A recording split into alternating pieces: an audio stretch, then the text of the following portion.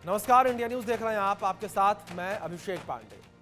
IIT Kanpur ऐसी गजब की टेक्नोलॉजी को तैयार कर रहा है जिसकी वजह से अब दुश्मनों के लिए इंडियन आर्मी के जवान फिल्म मिस्टर इंडिया में अनिल कपूर की तरह गायब हो जाएंगे। इस टेक्नोलॉजी के लिए सैनिक, ड्रोन, विमान सबको छिपाया यानी कि गायब किया जा सकेगा और दुनिया का कोई भी रडार इसका पता नहीं लगा पाएगा।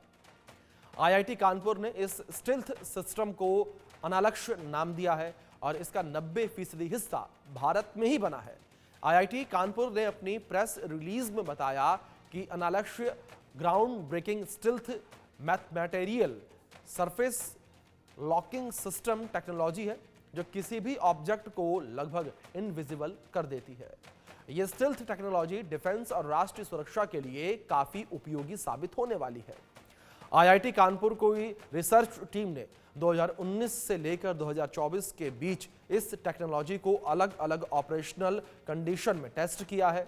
इस टेक्नोलॉजी का लाइसेंस मेटा तत्व सिस्टम प्राइवेट लिमिटेड को मिला है जो इसके मैन्युफैक्चरिंग का काम करेगी और मैन्युफैक्चरिंग के बाद भारतीय सेना को सौंप देगी। कुल मिलाकर अब दुश्मनों के लिए यह टेक्नोलॉजी काल बनने वाली है और इस टेक्नोलॉजी के माध्यम से जो है दुश्मन कांपते नजर आएंगे और भारतीय सेना मजबूत होती नजर आएगी। लगातार भारतीय सेना के हाथ मजबूत किए जा रहे हैं और लगातार नए नए जो आधुनिक हथियार हैं उन हथियारों को भारतीय बेड़े में शामिल किया जा रहा है जिससे सेना और भी ज़्यादा मजबूत होती जा रही है और भी ज़्यादा आधुनिक भारतीय सेना होती नजर आ रही है। इसी विषय पर चर्चा करने के लिए, बातचीत करने के लिए हमारे साथ खास मेहमान जुड़े हैं, उनका रुख कर लेते हैं। हमारे साथ रवि कुमार गुप्ता जो कि डीआरडीओ के पूर्व वैज्ञानिक हैं जुड़े हैं, साथ ही साथ हमारे साथ retired brigadier commander Prafulla Bakshi जुड़े हैं डिफेंस एक्सपर्ट के तौर पर। दोनों मेहमानों का बहुत स्वागत है इस चर्चा में और इस चर्चा की शुरुआत जो है मैं बख्शी साहब से सबसे पहले करना चाहूंगा। मैम बख्शी साहब, जिस तरीके से यहाँ पर ये नई टेक्नोलॉजी भारतीय सेना में शामिल होने जा रही है जिसका उपयोग सीधे तौर पर भारतीय सेना करती नजर आएगी फ्यूचर में, जिससे भारतीय सेना को काफी लाभ भी मिलने वाला है, आप किस तरीके से इस टेक्नोलॉजी को देखते हैं? आप किस तरीके से देखते हैं कि जब दुश्मनों पर हम नजर रख रहे होंगे या दुश्मनों के साथ हम लोहा ले रहे होंगे उस वक्त ये टेक्नोलॉजी जो है वो काफी ज्यादा कारगर साबित होती नजर आएगी? आपने ये बिल्कुल ठीक फरमाया और एक बहुत जबरदस्त बात करी है कि एक रडार टेक्नोलॉजी को निगेट करना जी, यानी कि उसको एब्सोल्युटली इनइफेक्टिव करना। जब सेकेंड वर्ल्ड वॉर में सबसे बड़ी टेक्नोलॉजी आई थी वो थी रडार की। रडार जो किसी भी मेटालिक ऑब्जेक्ट को या सेमी मेटालिक ऑब्जेक्ट को या बड़े झुंड को यानी कि इवन चिड़ियों के झुंड को भी पकड़ सकता था at a distance, flying distance. हाँ, उसकी कैपेबिलिटी में कुछ वो आती थी, लिमिट थी। लो लेवल पे, बहुत लो लेवल पे नहीं पकड़ सकता था क्योंकि उसका लो पैटर्न ऐसा होता है और अभी भी वही है।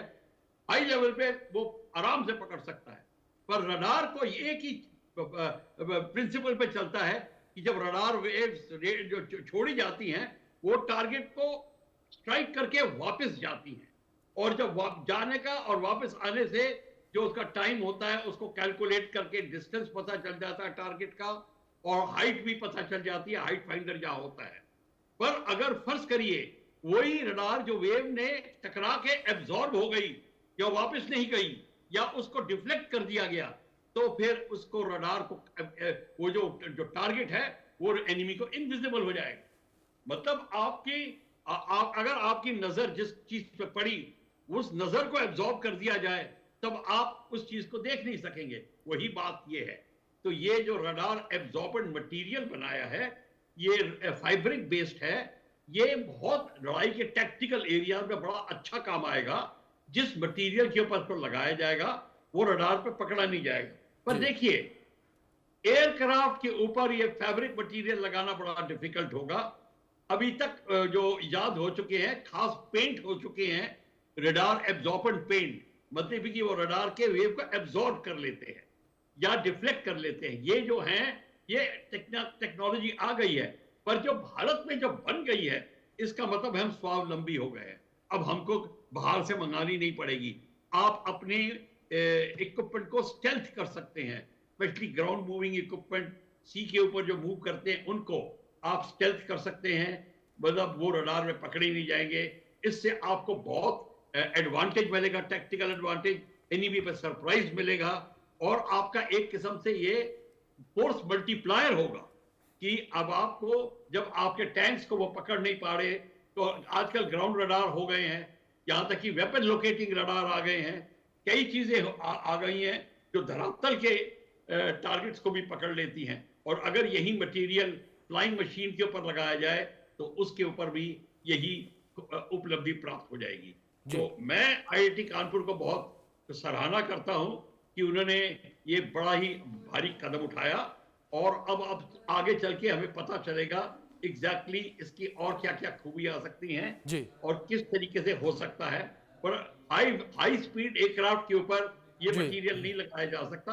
हाई स्पीड एयरक्राफ्ट के बिल्कुल। ऊपर रडार पेंट लगाया जाता है, जी। वो जो एब्जॉर्बिंग पेंट होता है वो जी। लगाया जाता है, जी। जिससे उनको स्टेल्थ टेक्नोलॉजी, स्टेल्थ प्राप्त होता है। जी। जितने स्टेल्थ बिल्कुल फाइटर बन रहे हैं वो इसी को इस्तेमाल करते हैं। बिल्कुल बिल्कुल बख्शी साहब, रवि जी, रुक मैं आपका करूंगा। जिस तरीके से ये टेक्नोलॉजी डेवलप की जा रही है और आने वाले समय में भारतीय सेना में इस टेक्नोलॉजी को शामिल किया जाएगा, रवि जी मैं आपसे समझना चाहूंगा इस टेक्नोलॉजी को लेकर कि किस तरीके से इसे डेवलप किया जा रहा है, किस तरीके से ये काम करती नजर आएगी और किस तरीके से कारगर साबित होगी। धन्यवाद अभिषेक जी। मैं विंग कमांडर बख्शी साहब ने बहुत अच्छी बातें बताई इस टेक्निक के बारे में, रडार कैसे काम करते हैं, किस प्रकार से दुश्मन की चीज़ों को, हवाई जहाज को, किसी भी और चीज़ों को डिटेक्ट किया जाता है। और लड़ाई के मैदान में ये बहुत महत्वपूर्ण होता है कि हम दुश्मन का समय कैसे पता लगा पाए और दुश्मन हमारे बारे में जानकारी ना उपलब्ध कर पाए। तो ये बहुत ही एक महत्वपूर्ण बात होती है। अब सवाल ये कि ये क्या है और किस तरह से ये जो साधारण रडार ऑब्जर्विंग पैंट हैं उनसे किस तरह से डिफरेंट है। देखिए, रडार ऑब्जर्विंग पैंट बहुत समय से इस्तेमाल होते आ रहे हैं, हवाई जहाजों पर भी इस्तेमाल किया गया है, टैंकों पर इस्तेमाल किया जाता है, और ये पेंट की टेक्नोलॉजी हमारे देश में भी बहुत समय से उपलब्ध है, हम इसका उपयोग करते आ रहे हैं। लेकिन होता क्या है कि जो साधारण रडार ऑब्जर्विंग पेंट होते हैं या और मटेरियल्स होते हैं, वो एक जिस तरह से काम करते हैं तो उनकी एक लिमिटेशंस होती हैं कि कुछ खास वेवलेंथ पे ही वो अच्छे से काम कर पाते हैं। अगर वेवलेंथ चेंज कर दी, बदलाव कर दिया, तो वो इतने इफेक्टिव, इतने कारगर नहीं हो पाते। दूसरी तरफ अब देखिए, ये जब प्रथम विश्व युद्ध में हवाई जहाज आने शुरू हुए, एक लड़ाई का नजरिया बदल गया। दूसरे विश्व युद्ध में जब रडार आए तो वो हवाई जहाजों को पकड़ना, पता लगाना आसान हो गया। एक चीज आती है, उसका काउंटर निकलता है, काउंटर का काउंटर निकलता है। ये तो टेक्नोलॉजी हमेशा आगे बढ़ती रहेगी। जब ये रडार ऑब्जर्विंग पेंट आने शुरू हुए, तब हमने देखा कि भाई सिंथेटिक अपर्चर रडार लगाया जाए तो उससे हम आसानी से उस रडार ऑब्जर्विंग पेंट को भी मार दे सकते हैं। यानी जो किसी ने स्टेल्थ एयरक्राफ्ट बनाया, सेमी स्टेल्थ टाइप का, जिसमें कि रडार प्रोटेक्शन बहुत कम कर दिया ऐसे पेंट लगा करके, लेकिन जब वो सिंथेटिक अपर्चर रडार एक विशेष प्रकार की रडार प्रणाली होती है जिसमें कि रडार एक जगह स्थिर नहीं होता, वो लगातार मूव कर रहा होता है, जैसे कि आपने किसी हवाई जहाज पे एवॉक्स में लगाया हुआ है या आपने सैटेलाइट में लगाया हुआ है, तो उसकी जो क्षमता है वो बहुत बढ़ जाती है और रडार ऑब्जर्विंग पेंट आमतौर पे उसमें कारगर सिद्ध नहीं हो पाते हैं। अब जो ये आईआईटी कानपुर ने टेक्निक डेवलप की है, ये मेटा मटेरियल पे डेवलप है। मेटा मटेरियल्स अपने आप में अलग किस्म के मटेरियल हैं जो कृत्रिम रूप से बनाए जाते हैं, ये प्राकृतिक रूप में नहीं पाए जाते, इनको हमें लेबोरेटरी में बनाना होता है। और ये एक बहुत ही एक वैज्ञानिक रूप से मैं कहूँगा बड़ी महत्वपूर्ण उपलब्धि है। मेटा मटेरियल्स का जो उपयोग है खाली रडार ऑब्जर्वेशन में ही नहीं है, इसका बहुत बहुत बहुमुखी एक इनके आयाम है और बहुत कठिन टेक्नोलॉजी होती है। तो इसके लिए आईआईटी के जो प्रोफेसर ने और टीम ने इसको डेवलप किया है, मैं उनको बधाई देता हूँ, बधाई के पात्र हैं। और अब सवाल यह है कि मेटा मटेरियल में मूलभूत अंतर क्या है।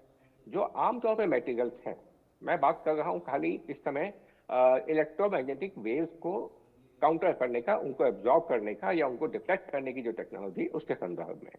जैसा कि बख्शी साहब ने बताया अभी कि कोई भी जब इलेक्ट्रोमैग्नेटिक रेडिएशन किसी चीज पे पड़ता है और वहां से रिफ्लेक्ट होता है, तो हम उसका पता लगा पाते हैं। हम चाहे वो इलेक्ट्रोमैग्नेटिक रेडिएशन विजिबल रेडिएशन में हो, हमारी आंखें भी इसी पे काम करती हैं।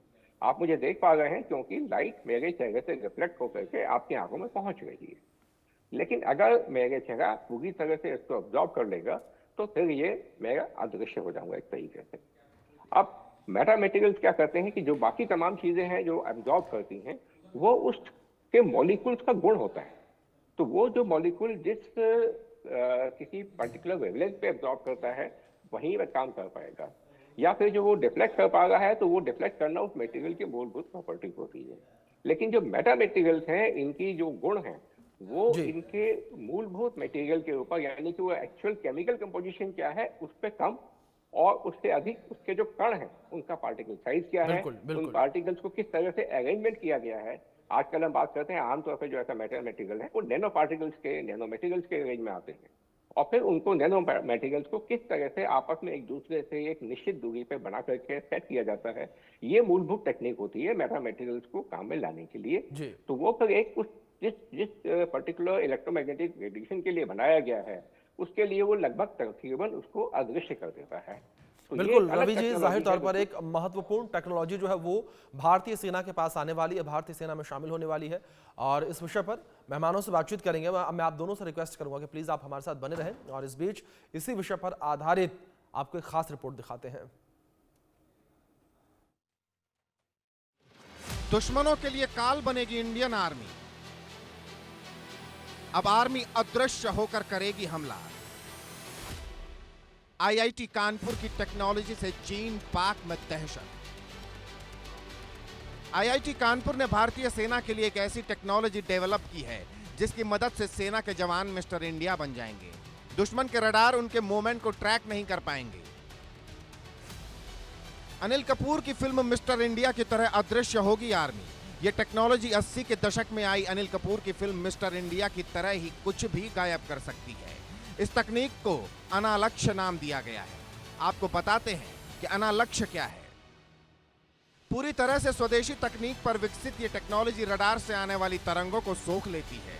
इस टेक्नोलॉजी की वजह से भारतीय सेना के जवान के साथ साथ अन्य ऑब्जेक्ट लगभग गायब हो जाते हैं।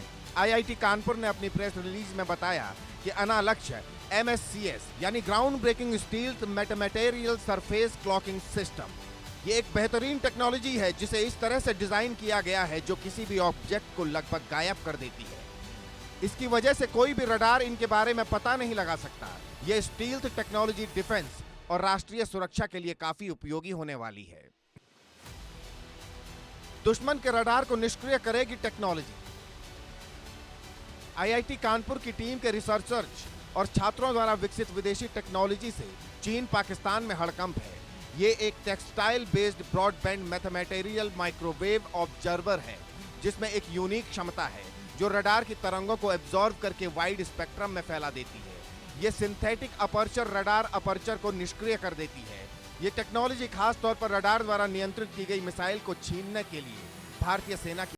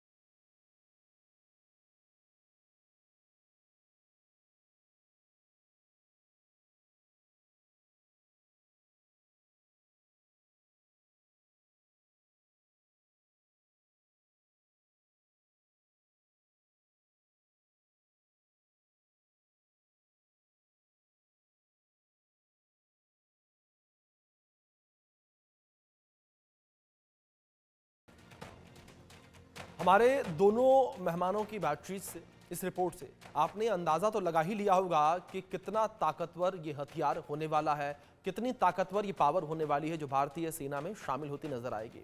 प्रफुल्ल बख्शी जी, मैं रुक करूंगा एक बार फिर से आपका।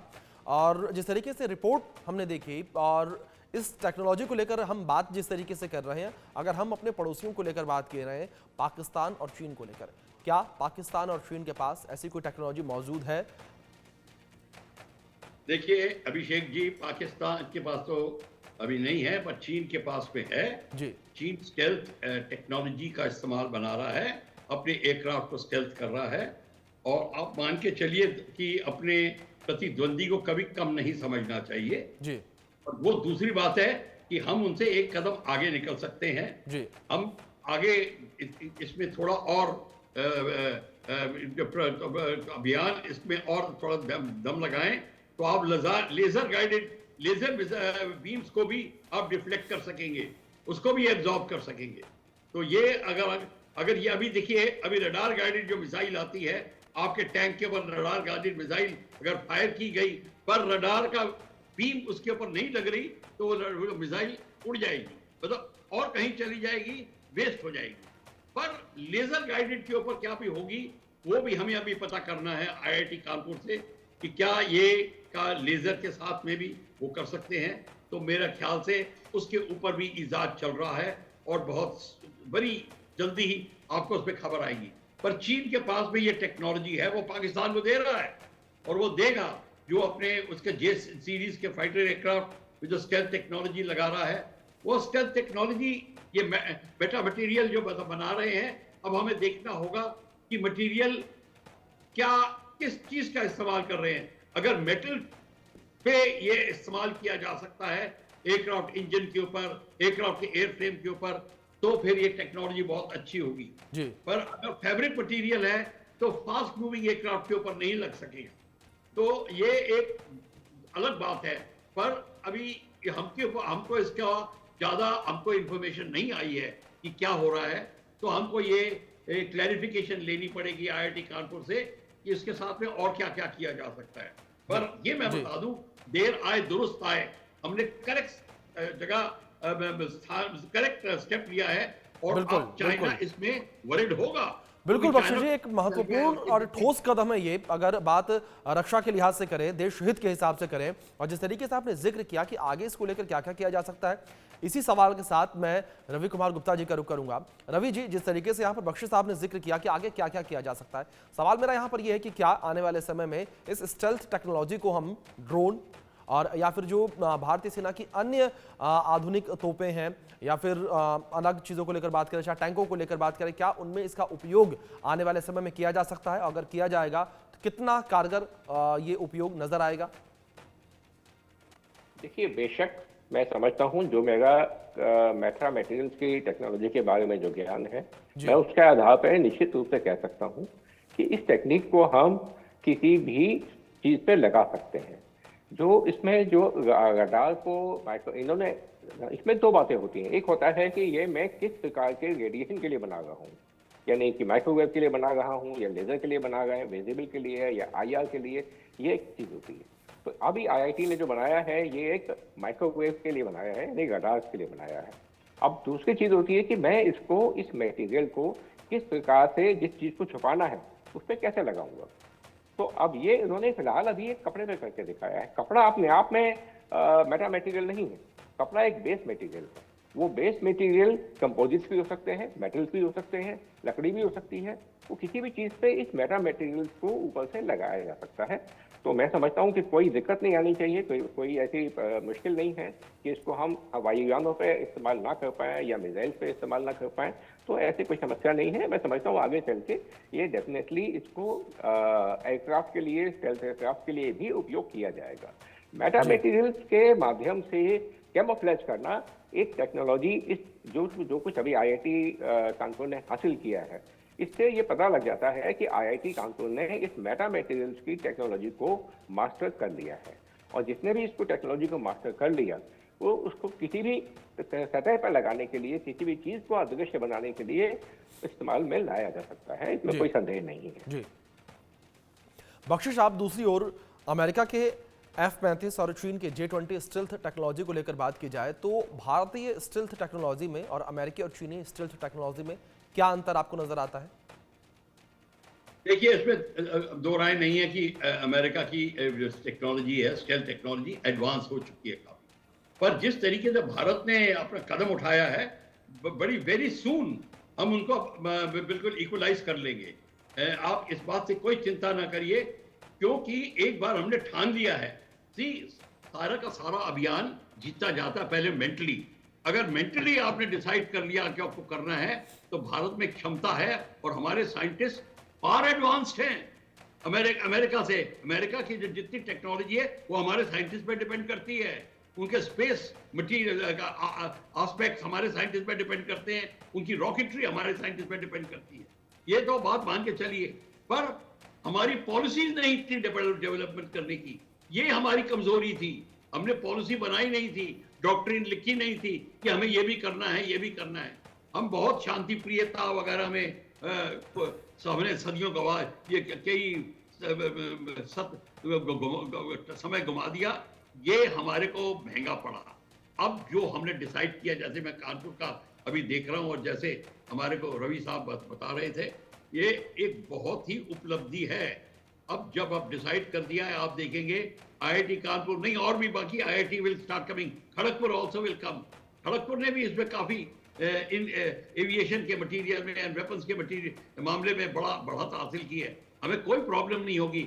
हमको पॉलिसी बनानी है और डिसाइड करना है कि हमको ये करके रहेंगे। पर बाकी जो बात है, अभी भी अगर हमें टेक्नोलॉजी चाहिए, हम फिलहाल गैप फिल करने के लिए खरीद सकते हैं जी। ऐसी बात नहीं है। अगर स्टेल्थ एयरक्राफ्ट भी, और स्टेल्थ एयरक्राफ्ट को मैं बता दूं, ऐसा कोई अभी एयरक्राफ्ट नहीं है जो टोटली स्टेल्थ हो। पहला स्टेल्थ फाइटर जो कि युगोस्लाविया में शॉट डाउन हुआ था, वो पहला एयरक्राफ्ट जो शूट डाउन हुआ था वो स्टेल्थ फाइटर ही था, F117, और उसको P-18 रडार ने पकड़ लिया था। तो ये बात मत सोच के चलिए कि ये रामबाण है जिसको कोई नहीं ध्वस्त कर सकता। हमारे को एज अ मिलिट्री मैन सच बोलना भी चाहिए कि इसकी ये बहुत देर में पकड़ा जाएगा, मुश्किल से पकड़ा जाएगा, पर आप ये मत सोचिए कि ये इम्पॉसिबल टास्क है। तो ये भी बात हमको तैयार रहना चाहिए। इसका तोड़ निकलेगा, फिर उसका तोड़ निकलेगा, तो ये चलता रहेगा मामला। पर हमको रेडी होना है और अब दुश्मन के ऊपर एक कदम आगे उठाना है। इस समय चाइना और अमेरिका हमसे आगे है जी इस टेक्नोलॉजी जी। रवि जी, आपका रुख करूंगा मैं, और अगर बात की जाए भीषण युद्ध स्थिति को लेकर, अगर भीषण युद्ध स्थिति को लेकर बात की जाए तो भीषण युद्ध स्थिति में ये स्टेल्थ टेक्नोलॉजी किस तरीके से काम करती नजर आती है, किस तरीके से जो सेना होती है उसकी सहायता करती नजर आती है? ये जो स्टेल्थ टेक्नोलॉजी है ये अपने आप में बहुत ही महत्वपूर्ण है। और आजकल जैसे जैसे जैसे एक जमाना था जब द्वितीय युद्ध में आपके रडार आए थे, तो वो रडार ज्यादातर ग्राउंड बेस्ड होते थे। आज जो रडार हैं वो खाली ग्राउंड बेस्ड नहीं है, वो आपके सैटेलाइट में भी लगे हुए हैं, वो आपके एवॉक सिस्टम्स में लगे हुए हैं, ड्रोन में लगाए जाते हैं रडार आजकल। तो आजकल रडार मूवेबल हैं, ऊपर से जमीन की सतह से सब तरह से आप निगाह रख सकते हैं। इस चीज के मद्देनजर अब स्टेल्थ टेक्नोलॉजी का जो महत्व है बहुत बढ़ गया है कि अगर मेरे खाली विमान के लिए ही नहीं, जमीन पे भी जो मेरी फौज मौजूद है, जहां मेरी तोपें लगी हुई हैं, जहां मेरे टैंक हैं, अगर रडार एक वक्त उस पर एक बार निकलेगा ऊपर से और सबका पूरा किस किस की क्या पोजीशन है वो उसको बता देगा और अगला बम वहीं आके पड़ेगा। तो मुझे अगर उनको छुपाना है, जैसे अब आईआईटी कानपुर ने ये कपड़ा के रूप में इसको डेवलप किया है, आप इस कपड़े को अपने टैंक के ऊपर बिछा देंगे, जहां आपका टैंक खड़ा हुआ है वो दुश्मन की निगाह आसानी से नहीं पड़ेगी इसके ऊपर। तो मैं ये कहना चाहूंगा कि इस समय जितना महत्व किसी तोप का, ड्रोन का, एयरक्राफ्ट का है, उससे ही कहीं अधिक महत्व स्टेल्थ टेक्नोलॉजी का है। बिल्कुल रवि जी, बेहद महत्वपूर्ण टेक्नोलॉजी है जो कि भारतीय सेना के बेड़े में शामिल होती नजर आएगी आने वाले समय में। रवि जी और प्रफुल्ल बख्शी जी, आप दोनों मेहमानों का बहुत शुक्रिया, आप दोनों ने अपना कीमती वक्त इंडिया न्यूज को दिया। और जिस तरीके से भारतीय सेना के पास स्टेल्थ टेक्नोलॉजी अब आने वाली है, इसके माध्यम से भारतीय सेना के हाथ और भी मजबूत होते नजर आएंगे। और अब देखना ये होगा कि किस तरह से ये टेक्नोलॉजी काम करती है, किस तरह से भारतीय सेना के बेड़े में से शामिल किया जाता है और कितने समय में। फिलहाल वक्त ब्रेक का है, बने रहे इंडिया न्यूज के साथ।